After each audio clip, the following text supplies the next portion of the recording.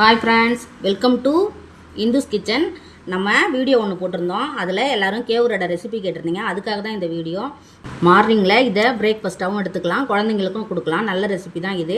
வாங்க இது எப்படி செய்யலான்னு வீடியோக்குள்ளே போகலாம். ஒரு கப்பு கேழ்வரகு மாவு, வெங்காயம், பச்சை மிளகா நல்லா பொடி பொடியாக கட் பண்ணி வச்சுருக்கேன். ஒரு கைப்பிடி ஹெல்த்தியான முருங்கைக்கீரை, நல்லா வாசனைக்கு பெருஞ்சீரகம் நுணுக்கி போட்டுக்கணும். பெருஞ்சீரகத்தை அடுத்தது நமக்கு தேவையான அளவுக்கு உப்பு.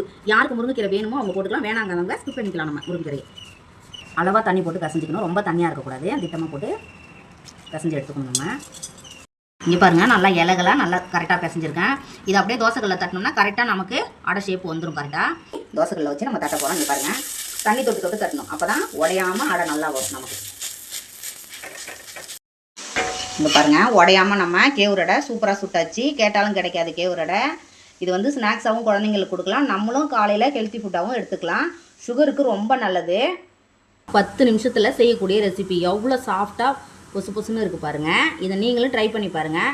நம்ம சேனலை புதுசாக பார்க்குறீங்கன்னா ஃபாலோ பண்ணி சப்ஸ்கிரைப் பண்ணுங்கள் இந்துஸ் கிச்சனை.